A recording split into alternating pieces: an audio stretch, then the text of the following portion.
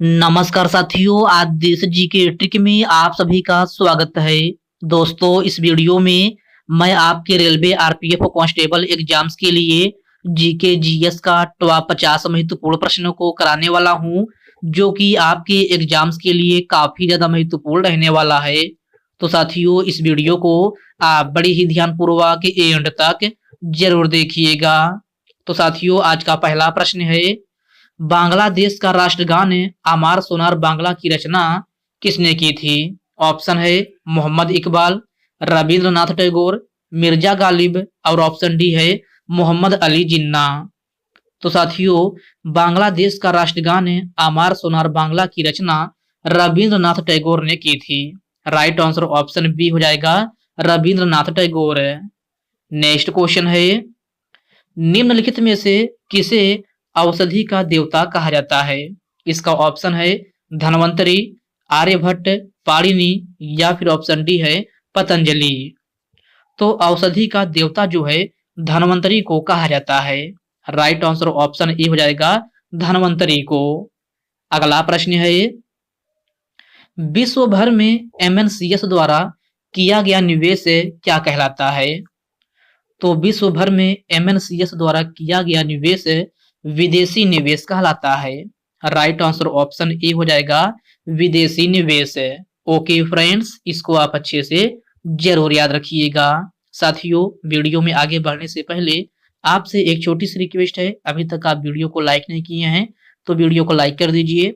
और साथियों, अभी तक आप चैनल को सब्सक्राइब नहीं किए हैं तो प्लीज आपसे रिक्वेस्ट है, आप जो है चैनल को सब्सक्राइब करके बेल आइकन को जरूर प्रेस कर लीजिएगा। चलिए साथियों, बढ़ते हैं नेक्स्ट क्वेश्चन की ओर।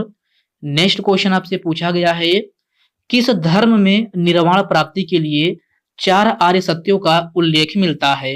ऑप्शन दिया गया है जैन धर्म, बौद्ध धर्म, सिख धर्म या फिर ऑप्शन डी है इस्लाम धर्म। तो आपका राइट आंसर ऑप्शन बी हो जाएगा, बौद्ध धर्म।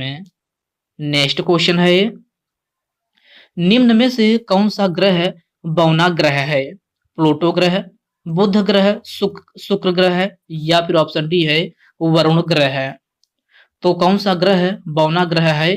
तो यह आपका प्लूटो ग्रह है।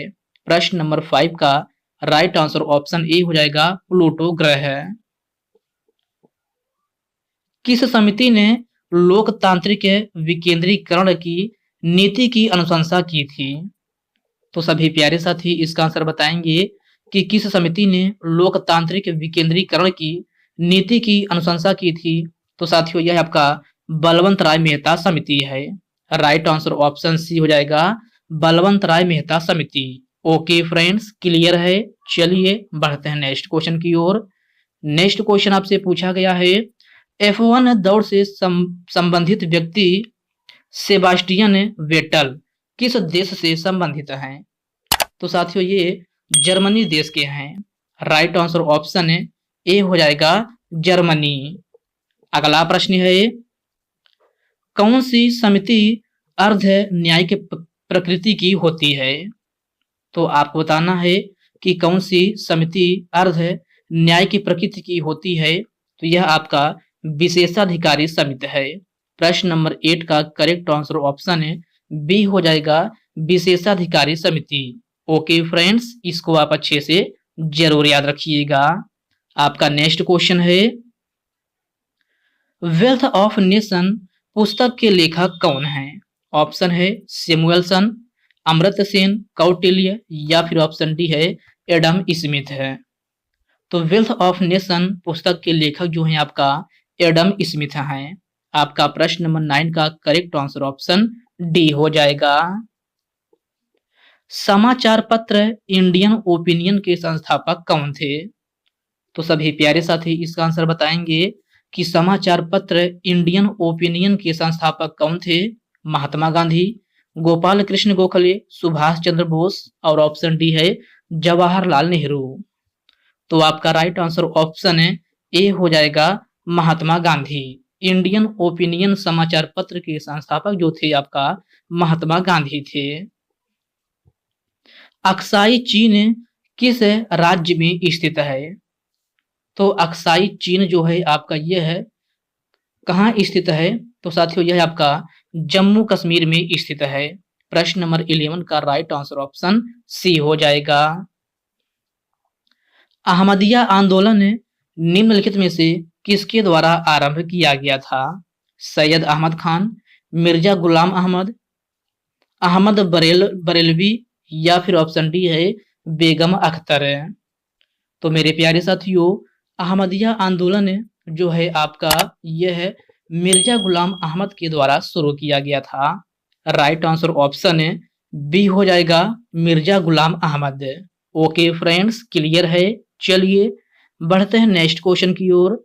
नेक्स्ट क्वेश्चन आपसे पूछा गया है, किस संवैधानिक संशोधन अधिनियम द्वारा सिक्किम को राज्य का दर्जा मिला था? तो सिक्किम को राज्य का दर्जा किस संवैधानिक संशोधन अधिनियम के द्वारा मिला था? तो आपका राइट आंसर ऑप्शन ए हो जाएगा 36वां संवैधानिक संशोधन अधिनियम। प्रश्न नंबर 13 का राइट आंसर क्या होगा? ए हो जाएगा 36वां। अगला प्रश्न है, अंतरराष्ट्रीय T20 क्रिकेट मैच में शतक बनाने वाली पहली भारतीय महिला कौन है? मिताली राज, लतिका कुमारी, वेदा कृष्णमूर्ति या फिर ऑप्शन डी है हरमनप्रीत कौर। तो अंतरराष्ट्रीय T20 क्रिकेट मैच में शतक बनाने वाली पहली भारतीय महिला जो है आपका हरमनप्रीत कौर है। प्रश्न नंबर 14 का करेक्ट आंसर ऑप्शन डी हो जाएगा। नील की खेती की दो प्रमुख पद्धतियां निज और क्या थी? तो आपको बताना है कि नील की खेती की दो प्रमुख पद्धतियां निज और क्या थी? तो यह आपका निज और रैयत थी। प्रश्न नंबर 15 का राइट आंसर ऑप्शन ए हो जाएगा रैयत। ओके फ्रेंड्स, इसको आप अच्छे से जरूर याद रखिएगा। आपका नेक्स्ट क्वेश्चन है, तारापुर नाभिकीय ऊर्जा संयंत्र किस राज्य में स्थित है? कर्नाटक, महाराष्ट्र, गुजरात या फिर तमिलनाडु। तो तारापुर नाभिकीय ऊर्जा संयंत्र जो है आपका यह है महाराष्ट्र में स्थित है। राइट आंसर ऑप्शन है बी हो जाएगा महाराष्ट्र में। आंद्रे आगासी का उपनाम क्या है? तो सभी प्यारे साथी इसका आंसर बताएंगे कि आंद्रे आगासी का उपनाम क्या है?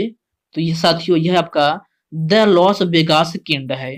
प्रश्न नंबर 17 का राइट आंसर ऑप्शन ए हो जाएगा द लॉस वेगास किंग।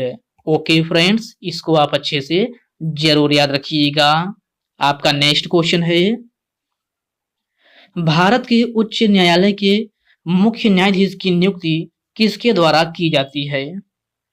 तो भारत के उच्च न्यायालय के मुख्य न्यायाधीश की नियुक्ति जो है आपका यह है राष्ट्रपति के द्वारा की जाती है। प्रश्न नंबर 18 का राइट आंसर ऑप्शन बी हो जाएगा राष्ट्रपति। उष्णकटिबंधीय पर्णपाती वनों में कौन सा वृक्ष पाया जाता है? देवदार, तनु, चंदन या फिर शीशम। तो उष्णकटिबंधीय पर्णपाती वनों में कौन सा वृक्ष पाया जाता है? तो चंदन का वृक्ष पाया जाता है। प्रश्न नंबर 19 का राइट आंसर ऑप्शन सी हो जाएगा चंदन। राज्यसभा द्वारा धन विधेयक पर अधिकतम कितने दिनों तक रोक लगाई जा सकती है? तो क्वेश्चन को ध्यान से पढ़िएगा।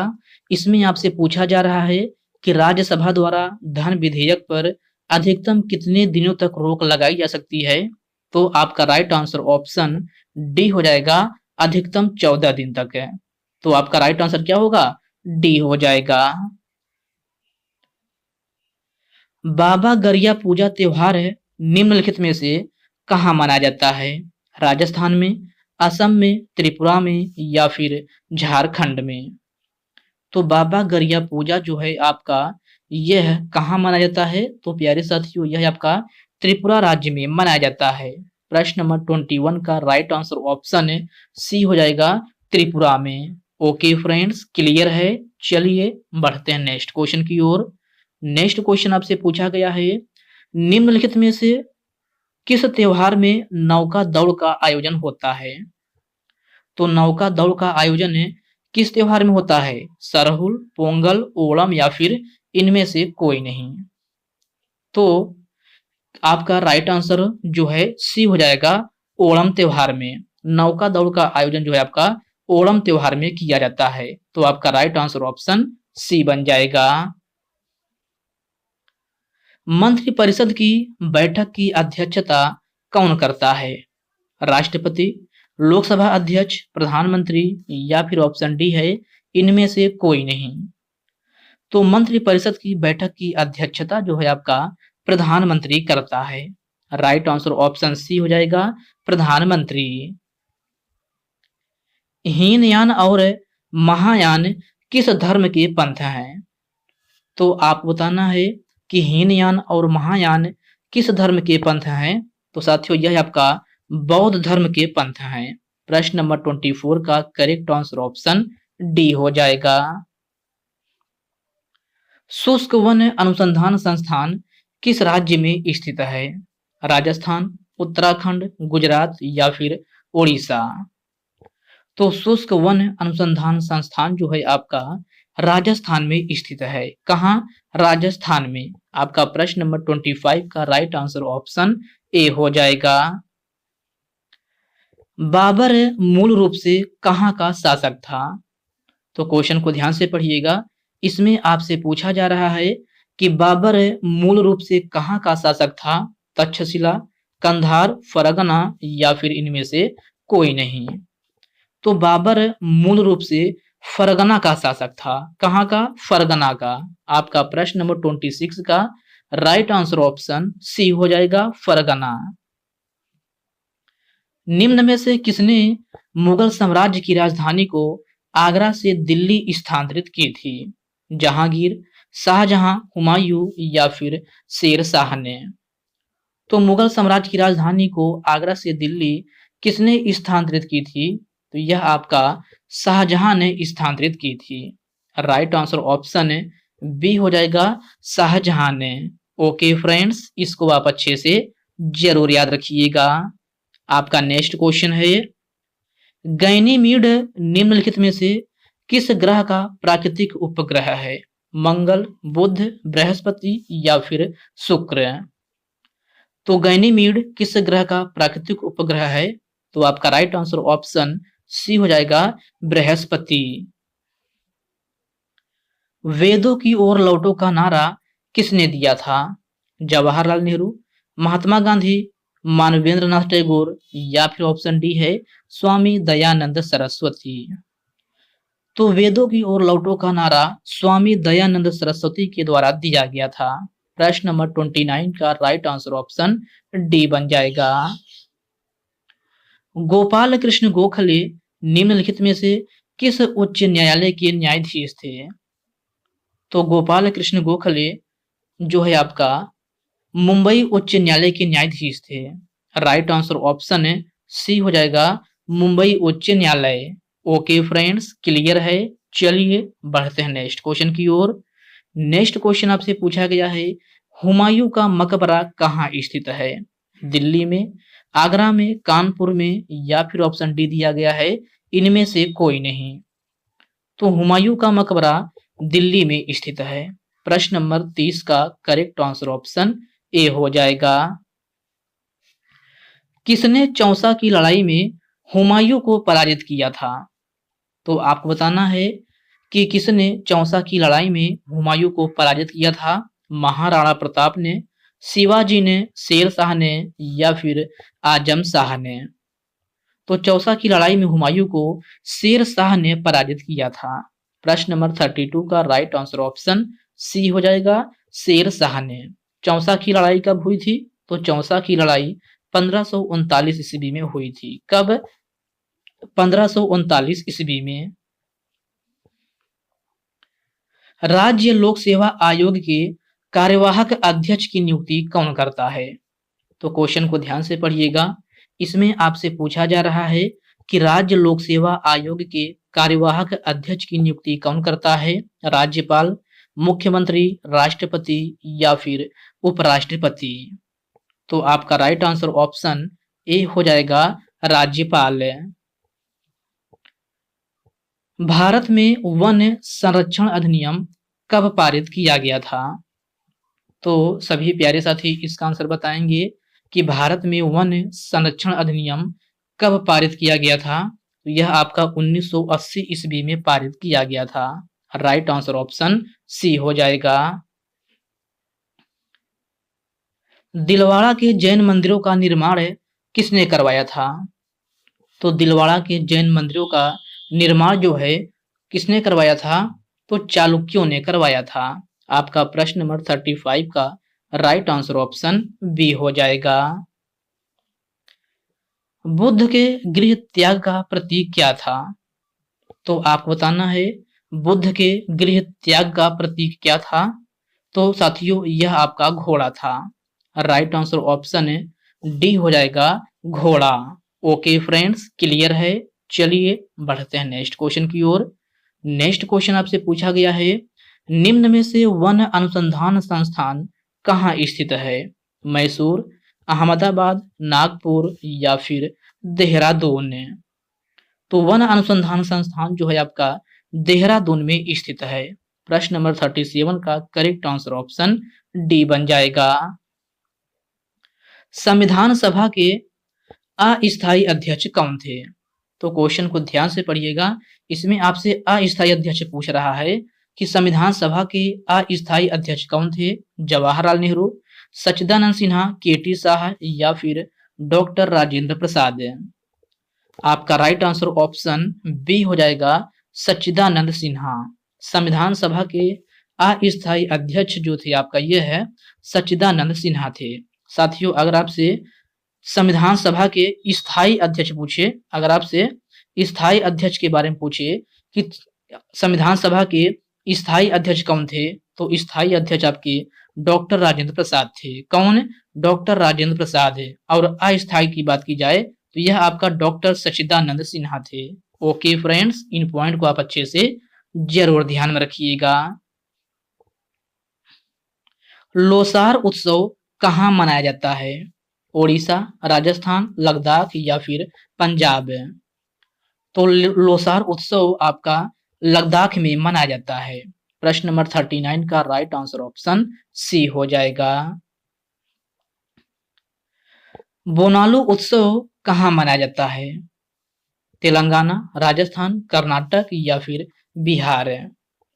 तो मेरे प्यारे साथियों बोनालू उत्सव जो है आपका यह है तेलंगाना राज्य में मनाया जाता है। राइट आंसर ऑप्शन ए हो जाएगा, तेलंगाना राज्य में। ओके फ्रेंड्स, नेक्स्ट क्वेश्चन है, भारतीय संविधान के 8वीं अनुसूची में कुल कितनी भाषाएं हैं? 18, 21, 19 या फिर 22? तो भारतीय संविधान के 8वीं अनुसूची में कुल 22 भाषाओं का वर्णन है। तो प्रश्न नंबर 41 का करेक्ट आंसर ऑप्शन डी हो जाएगा, 22।